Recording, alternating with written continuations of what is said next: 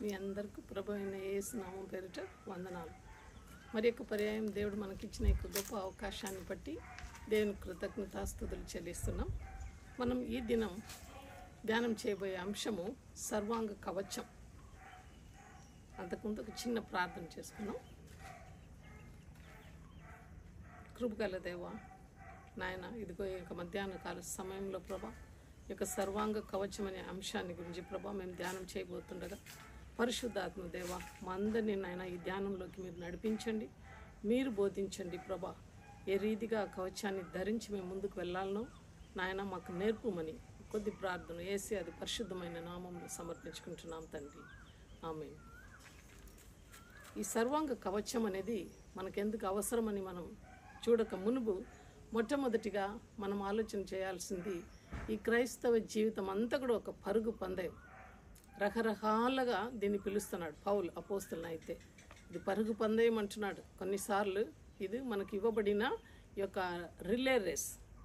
మేఘమల్నే, ఎంత గొప్ప మేఘమల్నే, ఆకాశ మేఘమల్నే ఈ యొక్క సాక్షి సమూహం మన చుట్టూ ఉన్నారు. వాళ్ళని చూసి మన పరుగు పందాన్ని మనం కొనసాగాలని పౌలు మనల్ని హెచ్చరిస్తున్నాడు. కాబట్టి రకరకాలుగా ఎఫెసీకి, కొరింథీకి, కొలెసీకి, గలతీలకు, చాలామందికి, తిమోతికి ఆఖరిగా ఆయన రాస్తూ వీటిలో మనల్ని హెచ్చరిస్తున్నాడు. మనం పొందుకునే యొక్క రక్షణను మనం ఏ రీతిగా కాపాడుకోవాలా. ఈ లోకంలో ఒకడు మొట్టమొదటిగా రక్షణ అనుభవంలోకి రావాలా. అటు తర్వాత ఎందుకు ఈ లోకంలో ఆయన ఉంటున్నాడంటే తను విలువ పెట్టి కొనుక్కున్న ఆ యొక్క రక్షణను ఇతరులకు పంచిపెట్టాలనేది దేవుని యొక్క చిత్తమై ఉంటున్నది. ఈ యొక్క రక్షణను మనం వేరే వాళ్ళకి తీసుకొని వెళ్ళటంలో సాతాను ఊరుకుంటాడు. ఎందుకంటే ఇది దేవుని యొక్క కార్యం. దేవుడు తన రాజ్యంలో అందరినీ కూడా తన యొక్క రాజ్యంలో చేర్చాలని ఎంతో బాధతో ఈ లోకానికి వచ్చాడు. ఏ ఒక్క ఆత్మ కూడా నశించటం దేవుని యొక్క చిత్తం కాదు. అయితే సాతాను కూడా తన రాజ్యాన్ని బలపరుచుకోవాలని అనేక విధములుగా ప్రయత్నం చేస్తున్నాడు. చిన్న బిడ్డల కాడ నుంచి యవనస్తుల్ని మరి అందరినీ కూడా ఆయన దారి తప్పించే పనిలో ఉంటున్నాడు. కాబట్టి ఈ యొక్క సర్వాంగ కవచం అనేది మనకు ఎంతగానో అవసరమనేది పౌలు అర్థం చేసుకొని ఎఫెసీ సంఘానికి రాస్తున్నాడు. ఈ ఎఫెసీ సంఘంలో 6 అధ్యాయాలు ఉన్నాయి. మొట్టమొదటిగా మనం అధ్యాయంలో చూస్తే మన యొక్క పొజిషన్ క్రీస్తులో ఎక్కడ ఉంటున్నది. ఆయన వెలుబెట్టి మనల్ని కొన్నాడు. కాబట్టి ఆయన తండ్రి కుడిపాసం ఆయన కూర్చున్నాడు. మనం కూడా అక్కడనే కూర్చొని ఉంటాం. ఎందుకంటే ఆయన క్రీస్తులో మనల్ని దాచి, మన జీవము క్రీస్తులో దాచబడి ఉంటున్నది. మన పొజిషన్ అటు ఇటు కాదు. మనము we are in the higher sector. అది మనం జ్ఞాపకం చేసుకోవాలా. నేను పాపిని మనం అనుకోకుండా క్రీస్తు యేసు రక్తంతో కడగబడిన పరిశుద్ధంగా మనం జీవించాలి. ఎప్పుడైతే మనం పరిశుద్ధమని చెప్పుకుంటున్నామో పరిశుద్ధానికి ప్రాముఖ్యం ఇచ్చి మనం పరిశుద్ధంగా జీవించటకు మనము ప్రయాసం చేస్తాం. పాపి అని చెప్పే కొలది మనము ఇంకనూ పాపం చేస్తూ ఉంటాం అన్నమాట. కాబట్టి మన పొజిషన్ మొట్టమొదటిగా పౌలు హెచ్చరిస్తున్నాడు ఎఫెసీలో. ఇక రెండవదిగా మనం పిలిచిన పిలుపుకు తగిన రీతిగా మనం పరిగెత్తాలి. ఒక్కొక్కరిని ఒక రకంగా పిలిచాడు. అపోస్తలు గాను, బోధకులు గాను, కొందరి ప్రవర్తలు గాను, రకరకాల పిలుపు మనకు ఉంటున్నది. మనం ఈ యొక్క కాల్ను అందుకొని మనం పరిగెత్తాలి. మన పరుగు పందెం దేన్ని బట్టి? యేసు గురి ఎద్దకే నేను పరిగెత్తాను పౌలు సెలవిస్తున్నాడు. మనం కూడా మనం పరిగెత్తే కాకుండా అనేక మందిని మనం మన చేతులు పట్టుకొని మన పరలోక రాజ్యంకు వెళ్ళినప్పుడు ఒట్టి చేతులు మనం వెళ్ళేదానికి వీలు లేదు. అనేక మందిని మనము దేవునిలో నడపాలన్నమాట. కాబట్టి ఇక్కడ 6వ అధ్యాయంకి వచ్చాకల్లా ఏమంటున్నాడంటే, మీరు ఎంతో విలువైన ఈ యొక్క రక్షణను పొందుకున్నారు. యేసు రక్తంతో కడుగబడిన అనుభవంలోకి వచ్చారు.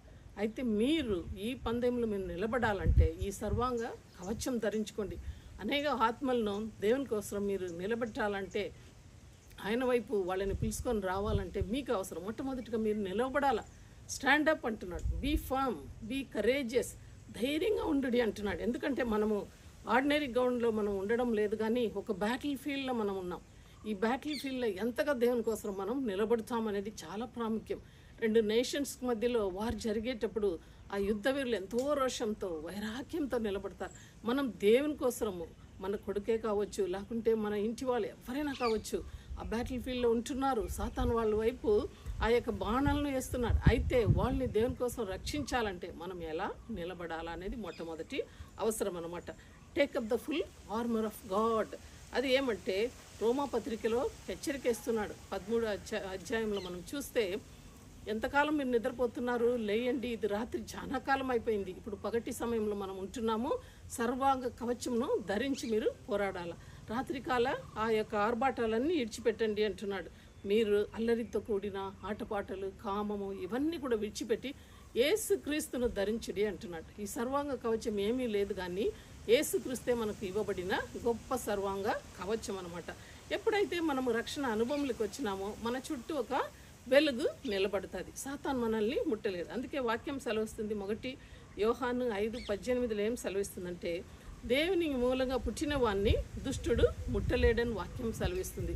ఈ లోకంలో ఉన్న అధిపతి వస్తున్నాడు, ఆయనకు ఇచ్చుటకు నాకు ఏమీ లేదని దేవుడు చెప్తున్నాడు. అయితే ఎవరైతే దేవునిలో పుట్టినారో వాళ్ళని ముట్టుటకు వానికి అధికారం లేదు. అందుకే యోబు పత్రికలు చూస్తే, నీ చుట్టూ కంచె వేసినావు కదా, ఆయన చుట్టూ కంచె వేసినావు కదా అని సాతాను క్వశ్చన్ వేస్తున్నాడు అనమాట. మన అందరి చుట్టూ ఒక రక్త కవచం వేసి ఉన్నాడు దేవుడు. Nobody can touches. ఆ యొక్క రక్షణ కవచం మొట్టమొదటిగా మనము ధరించి నిలబడాలన్నమాట. ఇంకా మొట్టమొదటిగా మనం చూస్తే ట్రూత్, నడుముకు సత్యమును మనము కట్టుకోవాలి. సత్యం అనగా ఏమీని ఒకసారి ఆలోచన చేయాలి. మనందరికీ తెలుసు, యోహాను సువార్త 14:6 దేవుడు సెలవిస్తున్నాడు, I am the way, the truth and the life. నేనే సత్యం అంటున్నాడు. దేవుడు సత్యమై ఉంటున్నాడు, ఆయనలో ఏమాత్రం అబద్ధం లేదు. అందుకే ఒక వాక్యం సెలవిస్తుంది, అబద్ధమాడుటకు ఆయన నరుడు కాడు. కాబట్టి ఇప్పుడు షుగర్ అంటే అది స్వీట్గానే ఉంటుంది, అందులో వేరే ఏమీ ఉండదు అనమాట. చేదు ఉండదు, ఓర్పు ఉండదు, ఏది తోర్పు ఉండదు, ఏమి ఉండదు. కాబట్టి ఆ రీతిగానే యేసు ప్రభు అంటే సత్యమే, ఇంకా వేరే ఏం కలిగి అందులో లేదు. ఆయన ఏం మాట్లాడతాడో సత్యం. కాబట్టి ఆయన పరలోకానికి ఎక్కి వెళ్ళినప్పుడు యోహాను సువార్త 17:17 ఆ బిలీవర్స్ కోసం, డిసేబుల్స్ కోసం ఆయన ప్రార్థన చేసినది మనం చూస్తాం. ఆయన ప్రార్థన చేస్తున్నాడు, తండ్రి నేను నీ దగ్గరికి వస్తున్నాను. అయితే వీళ్ళందరూ ఈ లోకంలో ఉంటున్నారు, అయితే ఈ లోకంలో అపవాది ఉంటున్నాడు. అయితే వాళ్ళని మన దగ్గర తీసుకోమని నేను చెప్పలేదు, కానీ వాళ్ళ విషయమే నేను మొరబెట్టుచున్నాను. కాబట్టి నీ యొక్క సత్యంతో వాళ్ళని కడుగు, వాళ్ళని ప్రత్యక్షపరచు అని సెలవిస్తున్నాడు. వాళ్ళని శాంక్టిఫై దమ్ అని సెలవిస్తాం. అలా అంటే అర్థం ఏమంటే, నీ వాక్యమే సత్యం, నీ వాక్యంతో వాళ్ళని శుద్ధీకరించి అడుగుతున్నాడు అనమాట. అంతేకాకుండా మనము ఈ సత్యాన్ని గురించి ఆలోచన చేసినప్పుడు మనము దేవునిలో నడవకుండా చీకట్లు ఉండి నేను దేవునితో పాటు నడుస్తున్నానంటే మనం అబద్ధికులుగా అవుతాం. కాబట్టి ఈ లోకంలో మనము మొట్టమొదటిగా ఏదైనా తోటంలో చూస్తే, అదామా నువ్వు ఎక్కడ ఉన్నావంటే ఆయన దాక్కొని ఉన్నాడు, ధైర్యంగా ముందుకు రాలేకపోయినాడు, ఎందుకంటే అబద్ధం ఆడినాడు. కాబట్టి దేవుడు తినొద్దని చెప్పిన ఆ యొక్క పండును తిని పాపం చేశాడు. పిలిచిన తర్వాత ముందుకు వస్తున్నారు. అయితే ఎవరు తినమని చెప్పారంటే, నువ్వు ఇచ్చిన ఆ స్త్రీ నాకు ఈ పండు తినమని. ఆ స్త్రీని అడిగితే పాము ఇచ్చింది. ఒకరి మీద ఒకరు అబద్ధాలు ఆడుకొని ఉన్నారనమాట. పాపంను ఒప్పుకోవాల్సిన తత్వం వాళ్ళలో లేదనమాట. ఇంకా అలాగనే మనం కయీను ఏబేల్ని చూస్తాం. ఇక్కడ ఏబేల్ని చూస్తే, ఏబేల్ను ఈ కయీను చంపివేసేస్తాడు. చంపేసిన తర్వాత నీ తమ్ముడు ఎక్కడ అడిగినప్పుడు ఆయన ఏమంటున్నాడు, ఆయనకు నేమేమో కావలివాడా అని అడుగుతున్నాడు. చూడండి ఎంత ధైర్యంగా దేవుణ్ణి అలాగా అడుగుతున్నాడు. ఆయన చంపి ఆయనను పాతి పెట్టినాడు. ఆ రక్తం నాకు మొరబెట్టుచున్నది అని దేవుడు సెలవిస్తున్నాడు. ఇంకా మనము ఈ రీతిగా బైబిల్ చూస్తే ఏసా, యాకోబు వాళ్ళు కూడా ఆశీర్వాదాన్ని నేను ఇస్తానని ఈసాకు సెలవిచ్చిన వెంటనే, ఈ మాట విని వెంటనే యాకోబు ఏం చేస్తున్నాడు, అన్న యొక్క చొక్కను ధరించుకొని వాళ్ళ నాయనకు మంచి వంటలు తీసుకుపోయి పెడుతున్నాడు. అయితే నీ స్వరం మాత్రం యాకోబుది మరి ఉంది, ఆ చొక్కా చూస్తే ఈసా మాదిరి ఉందే శరీరం అని ఆయన సెలవిస్తున్నాడు. అక్కడ కూడా అబద్ధం ఆడుతున్నారు. ఇంకా అలాగనే జోసెఫ్ను కూడా అన్నదమ్ములందరూ కూడా తీసుకొని పోయి ఆయన యొక్క అంగిను తీసి రక్తంతో తోసి, ఇదిగో ఒక జంతు ఆయనను చంపివేసిందని వాళ్ళ నాయనకు అబద్ధం ఆడినట్లు మనం చూస్తాం. అలాగనే మనం కిందికి న్యూ టెస్ట్మెంట్లో వచ్చినప్పుడు అననీయ సఫీరా ఈ భూమిని ఇంతకైనా మీరు అమ్మారా అని అడిగినప్పుడు వాళ్ళు పరిశుద్ధులు ఎదురుగా పేతురు, యోహాను ఎదుట ఇంతకే అమ్మినామని అబద్ధం చెప్పినారు. భార్య భర్తలు ఇద్దరు కూడా అక్కడనే దేవాలయంలో చనిపోయినట్లు మనం చూస్తాం. ఆఖరికి పేతురు దేవుని యొక్క శిష్యుడిగా ఉండి 3 సార్లు ఆయన ఎవరో నేను ఎరగనని సెలవిస్తున్నాను. కాబట్టి ఈ అసత్యం మనంలో ఉండేటప్పుడు మనం సర్వాంగ కవచం ధరించి పోరాడలేం. నీలో సత్యం లేదని దేవుడు సూటిగా మనతో, సాతాను మనతో సూటిగా మాట్లాడతాడు. కాబట్టి ఎప్పుడైతే సత్యాన్ని మనం ధరించుకుంటామో అప్పుడు ధైర్యంగా ఆయనకు ఎదురుగా మనము పోరాడగలుగుతాం. సత్యం అనగా దేవుడు ఇచ్చిన ఆ యొక్క ఆజ్ఞలన్నీ కూడా మనము పాటించాలి. అంతేకాదు దేవుడు చెప్పిన బోధలన్నీ పాటించాలి. మత్తయి సువార్త 5వ అధ్యాయంలో చూస్తే, ఆత్మవిషయమై దీనులైన వారు ధన్యులు, పరలోక రాజ్యం వారిది, సమాధానపరచువారు ధన్యులు, వాళ్ళు దేవుడు బిడ్డలు అనబడతారని సెలవించిన. ఇలాగా బియాటిట్యూడ్స్ అవన్నీ కూడా మనం పొంది ఉన్నామా అని ఒకసారి కనికరం కలిగి ఉన్నామా, లేకుంటే మనము వెలుగై ఉన్నామా, ఈ లోకంలో ఉప్పై ఉన్నామా, ఇవన్నీ కూడా మత్తయి సువార్తలో ఆయన రాసి ఉంటాడు. ఇంతే కాకుండా అనేక ఉపమానాలతో ఆయన మనల్ని హెచ్చరించి ఉన్నాడు. ఫర్ ఎగ్జాంపుల్ గుడ్ సమారిటన్, ఆ కథలో పొరుగుని ఎలాగ ప్రేమించాలని కూడా చెప్పాడు. ఈ బోధలన్నీ మనల్ని నిలిచి ఉండకపోతే మనం సత్యంలో నిలిచిన వారమై ఉండము. ఊరికే మనము వాక్యం చెప్తున్నాం కానీ దేవుని వాక్యంలో ఆ సత్యంలో మనము నిలబడి ఉన్నాము అనేది మొట్టమొదటి. సర్వాంగ కవచమును, దట్టి అంటే బెల్ట్, అంటే ఆ శరీరంలో మనము ధరించుకోవాలి. నడుముకు దట్టిని కట్టుకుంటే ఆ సత్యాన్ని మనము, దేవుని సత్యాన్ని మనం మన జీవితంలో అలవరుచుకోవాలి. అలా అలవర్చుకోకపోతే మనము సాతాను ఎదురు తిరిగి నిలబడలేము. ఇంకా రెండవది ఆయుధంగా మనం చూస్తే రైచియస్నెస్, అంటే నీతి అను మైమరు. ఇది చెస్ట్ ప్లేట్ అంటాం, బ్రెస్ట్ ప్లేట్. అయితే ఇది ఒక ఆయుధం అవసరం. రోమా సామ్రాజ్యంలో రాణవంలో ఉండే వాళ్ళందరూ, యుద్ధ వీరులందరూ చెస్ట్ ప్లేట్, బ్రెస్ట్ ప్లేట్ అని కూడా చెప్తారు, అది కట్టుకొని నిలబడతారు. ఎందుకంటే ఆయన వేసే అంబులన్నీ కూడా ఎదుర్కోవాలంటే ఈ బ్రెస్ట్ ప్లేట్ అవసరమై ఉంటున్నది. ఇది ఏంటి రైచియస్నెస్? మనమందరికీ తెలుసు, మన నీతి మురికి బట్టలకు సమానం. మనకు నీతి అంటూ లేదు. అయితే అందరూ పాపం చేసి దేవుని అనుగ్రహించిన మహిమను పొందుకోలేకపోయాని దేవుడే హెచ్చరించారు. కాబట్టి యేసుక్రీస్తు యొక్క నీతి, మనం ఎప్పుడైతే రక్షింపబడినామో ఆయన నీతి మన హృదయానికి వస్తున్నది. ఒకవేళ మనం తండ్రిని ఎదుర్కోవాలంటే మనం పోయి నిలబడినప్పుడు పేరు పెట్టి మనల్ని పిలువరు, కానీ మన ముందు యేసు స్వామి నిలబడతారు. ఆయన నీతి మనకు ముందు నడుస్తుంది. కాబట్టి ఆ నీతిను మనము రక్షణ పొందిన అదే దినములలో ఆ నీతిను పొందుకుంటాం. అయితే ఆయా సమయం ముందు మనం పాపం చేస్తాం, పడిపోయిన తర్వాత కూడా మనము తిరిగి మనం పశ్చాత్తాపడి మనం ఆయనను వేడుకునేటప్పుడు ఆయన మరలా నీతిమంతులు ఎన్నిసార్లు పడినను, 7 మార్లు పడినను తిరిగి లేచునని వాక్యం సెలవిస్తుంది. ఇంకా చెప్పాలంటే మనము పాపలమై ఉంటుండగా యేసయ్య అన్న వాళ్ళు ఆయన మన కోసం ఆయన పాపంగా చేశాడు. కాబట్టి ఆయన నీతి మనకు వచ్చిందనమాట. ఇంకా మూడవదిగా చూస్తే రైచియస్నెస్, మనం బైబిల్ గ్రంథంలో చూస్తే అనేక మంది నీతిమంతులుగా పిలువబడినారు. మొట్టమొదటిగా అబ్రహాం తన విశ్వాసాన్ని బట్టి నీతిమంతుడుగా ఆయన ఎంచబడినట్లు వాక్యం సెలవిస్తుంది. ఇంకా చూస్తే నోవా వర్షం అంటే ఏమని తెలియదు, అలాంటి సమయంలో 125 సంవత్సరం ఓడ చేస్తున్నాడు. అయితే వర్షం అంటే ఏమని తెలియకుండా ఆయన దేవుడు చెప్పాడని ఆయన లోబడి విశ్వాసంతో చేస్తున్నాడు. ఆయన తరము వారిలో నోవా నీతిమంతుడుగా ఎంచబడినట్లు మనం వాక్యం సెలవిస్తుంది. అంతేకాకుండా ఒక్కొక్కరిని మనం ఆలోచన చేసి చూస్తే ఎవరెవరు నీతిమంతులుగా ఉన్నారంటే యోబు నీతిమంతుడు, దావీదు నీతిమంతుడు, కొర్నేలి నీతిమంతుడు, అనేక నీతిమంతులు ఒక్కొక్కరు వాళ్ళు సాక్ష్యం పొందినట్లు మనం చూస్తామన్నమాట. అయితే పౌలేమంటున్నాడంటే ఈ యొక్క న్యాయ ప్రమాణాన్ని లేకుంటే ఈ యొక్క 10 ఆజ్ఞలను పాటిస్తూనే వచ్చే ఆ నీతి నాకు అవసరం లేదా, సునీతి. కాబట్టి దేవుని యొక్క మరణ పునరుత్థానం వలన వచ్చే నీతి నాకు అవసరమని, సమస్తము పెంటకుప్పకు సమానమని ఆయన వదిలివేస్తున్నాడు. కొన్నిసార్లు సాతాను మనల్ని తప్పుడు పట్టవచ్చు. అప్పుడు రోమపత్రికలో సెలవిచ్చిన రీతిగా దేవుని ఎన్నుకున్న వాన్ని ఎవరైతే నేరం మోపగలుగుతారా అని అడుగుతున్నాడు. కాబట్టి మనము ఆలోచన చేయాలి. ఇది రెండవది కవచం. మూడవది వెపన్ అంటే షూస్. మన కాల్లో తొడుక్కుంటాం. రాణంకి వెళ్ళేవాళ్ళు, యుద్ధంకి వెళ్ళేవాళ్ళు షూస్ తొడుక్కుంటారు. ఎప్పుడైతే షూస్ తొడుక్కుంటామో ఎక్కడో మనము ఆయుధపడి పరిగెత్తేదానికి అది సాదృశ్యం. ఇక్కడ మనం ఎక్కడ పరిగెత్తాలంటే తిమోతిలో రాయబడి ఉంది, సమయమైనను అసమయమైనను వాక్యం బోధించుటకు జాగ్రత్త పడండి. At any time you should be ready to preach the word of God. ఇది కడపటి దినములలో మనం ఉంటున్నాం.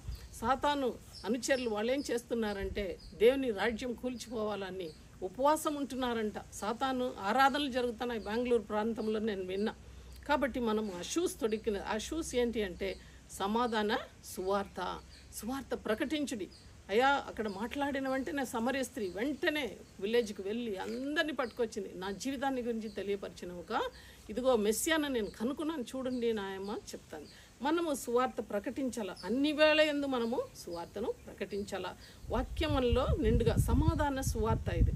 ఈ సిలువ ఆక్రమణను మనం చూసినప్పుడు పైన దేవునికి మనకు మధ్యలో యేసయ్య వ్రాలాడుతూ ఆయన మనకు సమాధానాన్ని అందించాడు. ఈ అడ్డకర సిలువలో మనం చూస్తే మనకు పక్కన ఉండే వాళ్ళతో మనం సమాధానం కలిగి ఉండాలి. అయితే దేవుడు ఏమంటున్నాడంటే the God of piece soon he will crush the Satan under your feet. మన కాళ్ళ క్రింద శీఘ్రంగా ఆయన సమాధానకర్త దేవుడు సాతాన్ని శీఘ్రంగా నీ కాళ్ళ కింద త్రొక్కి వేస్తాడని వాక్యం సెలవిస్తుంది. ఇంకా 4వ వెపన్, ఈ సువార్త ప్రకటించడంలో ఏమాత్రం మనము నిర్లక్ష్యం చేయకూడదు. సమయం ఇంకా ఎక్కువ లేదు మనకు. కాబట్టి keep on preaching the word of God. whenever and wherever the time permits, you have to let your word, let the God's word go forth. మనకు కలిగిన కొద్ది నాలెడ్జ్తో మనము ముందుకు వెళ్ళిపోవాలన్నమాట. నాలుగు డాల్ అంటే షీల్డ్, ఫెయిత్ అనమాట. ఈ ఫెయిత్ చాలా ముఖ్యం. ఈ ఫస్ట్ 3 మనం చూసినది అన్నీ కూడా మనం ఏమనుకుంటున్నామంటే రక్షణ పొందిన వెంటనే మనకు ఆ యొక్క నీతి ఇవ్వబడుతుంది, సువార్త సేవను మనం చేస్తాము, ట్రూత్ మనలో యేసుక్రీస్తు యొక్క డాక్ట్రిన్ పాటిస్తూ ముందుకు వెళ్తాం. అయితే 4, 5, 6 మనం చూస్తే విశ్వాసంతోనే జరుగుతుంది. విశ్వాసం మనం డాలు పట్టుకోవాలి. ఒక్కొక్క ఆయన వేస్తున్న బాణాన్ని మనం అడ్డుకోవాలంటే ఈ యొక్క షీల్డ్ ఎంతగానో అవసరమై ఉంటున్నది. విశ్వాస జాబితా హెబ్రీ పత్రిక 11వ అధ్యాయం అంతా కూడా మనం చూస్తాం. ఎంతమంది విశ్వాసులు వాళ్ళు ఎందుకు పరిగెత్తినారంటే కేవలం దేవుని చేత కట్టబడిన ఆ యొక్క నిలయం మనకు పరలోకంలో ఉంటున్నది కనుక దాని వైపు విశ్వాసంతో వాళ్ళు చూస్తూ ఈ లోకంలో పరదేశులుగా యాత్రికులుగా వాళ్ళు పరిగెత్తున్నారు. గుడారవాసులుగా వాళ్ళు ఉన్నారు. వాళ్ళు బంగ్లాలు కట్టుకోలేదు, ఏది కూడా ఆశించలేదు, సమస్తము వ్యర్థమని ఎన్నుకొని వాళ్ళు దేవుని వైపు చూస్తూ పరిగెత్తినారు. అబ్రహాం కానివ్వండి, మోషే కానివ్వండి, నోవా కానివ్వండి, ఆనోకు దేవునితో పాటు నడుస్తా ఆయన ఎత్తబడ్డాడు. కాబట్టి మనకు ఫెయిత్ చాలా అవసరం. ఫెయిత్ ఎలా రావాలా? ఫెయిత్ రావాలంటే ప్రతినిత్యం వాక్యంను మనం చదవాలా. అంతేకాకుండా రోమపత్రిక 10:17 ఏం సెలవిస్తుందంటే వినుట వలన విశ్వాసం కలుగుతుంది. మన జీవితంలో కూడా అంతే, వాక్యాన్ని వినాలా, దాన్ని పాటించాలన్నమాట. ఇంకా 5వది ఆయుధం ఏమంటే సాల్వేషన్, హెల్మెట్ ఆఫ్ సాల్వేషన్. తలకు చీర అంటాం, తలకు మనకు హెల్మెట్ అవసరం. సాల్వేషన్ అంటే సాల్వేషన్ మనము మొట్టమొదట పొందుకుంటాం, అయితే దాన్ని అంతం వరకు కాపాడుకోవాలా. రక్షణను కాపాడుకోడి అని సెలవిస్తున్నాడు దేవుడు. అయితే ఈ సాల్వేషన్ సాతాను క్వశ్చన్ చేస్తాడు కొన్నిసార్లు. నువ్వు మారు మనసు పొందలేదు, నువ్వు పశ్చాత్తాపం పొందలేదు, నువ్వు పరలోక రాజ్యానికి వెళ్ళవు అని మనలో ఒక డౌట్ తీసుకొని వస్తాడు. చిన్న బిడ్డల్లో కానివ్వండి, యవనస్తుల్లో కానివ్వండి క్వశ్చన్ చేస్తాడు. You are not like Jesus, you are not identifying your self, నీ క్రియలు దేవుని మూలంగా రాలేదు, నువ్వు దేవుని బిడ్డ కాదని అనేక మార్లు అబద్ధాలు చెప్తాడు. అయితే యూ కెనాట్ క్వశ్చన్ దట్. ఎందుకంటే ఒక్కసారి నువ్వు ముద్రించబడిన తర్వాత ఇటర్నిటీగా సాల్వేషన్ మనకు నిలిచి ఉంటున్నది. అయితే అప్పుడప్పుడు మనం తొందరలో మనల్ని చిక్కుల్లో తీసుకుపోయే పాపాలని మనం కడుక్కొని ముందుకు వెళ్ళాలి. దావీదు సెలవిస్తున్నాడు కదా, నేను పాపంలో పడిపోయిన ఇసోపుతో నన్ను బాగుగా కడుగుమని సెలవిస్తున్నాడు. మరలా రక్షణ ఆనందాన్ని నాలో పుట్టించు ప్రభా. అయ్యా ఇదిగో నైనా బ్రోకన్ అండ్ కాంట్రైట్ స్పిరిట్, విరిగి నలిగిన హృదయాన్ని అలక్ష్యం చేసే దేవుడు కాదంటున్నాం. మనం కూడా అంతే. మన రక్షణ ఎందుకు తలలో పెట్టినాడు హెల్మెట్ అనేది, మనం ఎప్పుడు కూడా మన తలంపులతో పాపం చేస్తాం. కొన్నిసార్లు మనుషులు చూడరు, అయితే మన తలంపులతో పాపం ఉంటున్నది. కాబట్టి సాతాను అక్కడ కూడా మనం జయించాలంటే రక్షణను మనము స్థిరంగా మనం కాపాడుకొని ముందుకు పరిగెత్తాలని దేవుడు మనల్ని హెచ్చరిస్తున్నాడు. దేవుని ప్రేమల నుండి మనల్ని వేరుపరిచేది ఎవరు కూడా లేదనమాట. ఇంకా కడపటిగా స్వార్డ్ ఆఫ్ స్పిరిట్, అన్నీ కూడా డిఫెన్సివ్ వెపన్స్, మనకు ప్రొటెక్షన్ ఇస్తుంది. అయితే ఈ ఖడ్గం అనేది సాతాన్ని డైరెక్ట్గా మనం హిట్ చేయొచ్చు. Word of God that should go from your mouth. ఎప్పుడైతే సాతాను గట్టిగా చెప్పండి, ఎవరికైనా దయం పట్టింది అనుకో, దయమాపో అని చిన్నగా ఎవరు కూడా అడగరు, పో సైతానా అంటారు కదా. ఆ రీతిగా మనం కూడా చెప్పాలా. ఎలాగ ఊరికే పో సైతానా అని కాదు, వాక్యం రూపంగా మనం చెప్పాలా. ఆ సందర్భంలో ఏ రీతిగా మాట్లాడాలో బలంగా వాక్యాన్ని ఉపయోగించాలన్నమాట. ఒకవేళ నువ్వు ఒక మరణ పడకలోనే ఉంటున్నావు, ఆయన పడిన దెబ్బల చేత నాకు స్వస్థత, ఆయన మనం అది పలకాల. అలా పలికినప్పుడు మనకు స్వస్థత లభిస్తుంది. కొన్నిసార్లు కొంతమంది పాస్టర్స్ వచ్చి నూనె రాసి ప్రార్థన చేస్తారు, యాకోబు పత్రికలో సెలవిస్తుంది, వాళ్ళు అది క్లెయిమ్ చేస్తారు. అలాగా ఒక్కొక్క దానికి ఒక్కొక్కటి ఉంటున్నది. కొన్నిసార్లు అప్పుల పాలై ఉంటావు, నువ్వో అప్పిచ్చేదవు అప్పు చేయవని వాక్యం సెలవిస్తుంది. గట్టిగా దేవుని సన్నిధానం పట్టుకొని ప్రార్థన చేయాలి. సాతానుతో పోరాడేటప్పుడు మత్తయి సువార్త 4వ అధ్యాయంలో దేవునితోనే సాతాను పోరాడింది, పరిశోధించింది. అయితే ముమ్మారు దేవుని వాక్యం చేతనే ఆయనను గెలిచినట్లు మనం చూస్తాం. ఈ వాక్యము కొలసి 3వ అధ్యాయము 15, 16 వచనంలో మనం చూస్తే సమృద్ధిగా నీ హృదయంలో వాక్యము ఉండాలన్నమాట. ఏ సమయంలో దుష్టుడు వస్తాడో వెంటనే వాక్యం తీసి వానికి వేయాలన్నమాట. వెంటనే వాడు మనల్ని విడిచిపెట్టి పారిపోతుంది. యేసు రక్తం జయమంటారు చిన్నపిల్లలు కొన్నిసార్లు కదా. సాతాను వచ్చిన వెంటనే వాడు అక్కడి నుంచి పారిపోతాడు. వానికి ఏమాత్రం జయం లేదు. ఎందుకంటే 2000 సంవత్సరం కింద ఆయన తలను దేవుడు నల్లగా కొట్టాడు, ఆ తోక మాత్రం ఆడిస్తా అన్నాడు. అయితే మనము వాక్యంతో నింపబడి ఈ యొక్క కవచాలన్నీ ఒక్కొక్కసారి మనం ఆలోచన చేయాలి. సత్యంలో నిలబడి ఉన్నామా? ఆ రైచియస్నెస్ మనలో ఉందా, నీతి ఉందా, లేదా మనకు ఈ యొక్క సువార్తను ప్రకటిస్తున్నామా, విశ్వాసంలో డాలును పట్టుకొని నిలబడుచున్నామా, ఆ హెల్మెట్ తలశిస్త్రాణం అంటున్నారు కదా, అది మనకు ఉంటున్నదా, అంటే రక్షణలో నిలకడగా ఉంటున్నామా, కడపటిగా ఆయుధం అంటే స్పిరిచువల్ ఖడ్గం, ఆ యొక్క ఖడ్గం మనలో ఉందా, వాక్యం అనే ఖడ్గం, ఇవన్నీ మనం పొందుకున్నట్లయితే నిజంగా ఆ యొక్క సాతాన్ను మనము ఎదురు తిరిగి నిలబడగలుగుతామని దేవుని యొక్క వాక్యం రూఢిగా సెలవిస్తుంది. ఇంతేకాకుండా మనం ప్రార్థనలో నిలకడగా ఉండి మెలకువగలిగి నిత్యము మనము అనుకునే దాన్ని సాధించేంత వరకు ప్రార్థన నిలకడగా ఉండాలని ఎఫెసీ సంఘానికి పౌలు హెచ్చరిస్తున్నాడు. ఇలాగనే మనం ఒక్కొక్కరిని హెచ్చరించుకొని రాకడ వరకు మెలకువగలిగి ఒక యుద్ధ రంగంలో మనం అందరం ఉంటున్నామని జ్ఞాపకం చేసుకొని అనేక ఆత్మలను పరలోకం వైపు నడిపించే మార్గదర్శులుగా మనం ఉండాలని దేవుడు మనల్ని కోరుచున్నాడు. ఈ చిన్న వాక్యాన్ని దేవుడు మన వినికిడిలో ఆశీర్వదించును గాక. ప్రార్థన చేసుకుందాం. మహాపరిశుద్ధ జీవంగల నాయన యేసయ్య ఘనమైన నామంకు వందనాలు ప్రభా. నాయన పరలోక వైభవాన్ని వదిలి భూలోకానికి వచ్చి ప్రభా శాతాన్ మీద జయం పొంది ప్రభా ఆ యొక్క జయాన్ని మా చేతులు మీరు పెట్టి ఉన్నారు. మేము ఒక్కొక్కరం కూడా ప్రభా యేసు ప్రభు లాగానైనా పోరాడుచుండగా మేము పోరాడుచున్నది అంధకార శక్తులతోనూ ఆకాశ శత్రు సమూహంతోనూ జ్ఞాపకం చేసుకొని ఈ సర్వాంగ కవచంను ప్రభా మేము ధరించి ప్రభా నాయన మేము పోరాడుటకు మాకు సహాయం చేయమని అనేక ఆత్మలను నీ కొరకే సంపాదించి నాయన నీ రాజ్యానికి తీసుకొచ్చే భాగ్యం ప్రతి ఒక్క బిడ్డకు దయచేయమని, విత్తబడిన వాక్యాన్ని నీరు పోసి ఫలింప చేయమని నజరేడైన యేసు అది పరిశుద్ధమైన నామంలో ప్రార్థిస్తున్నాను తండ్రి. ఆమేన్.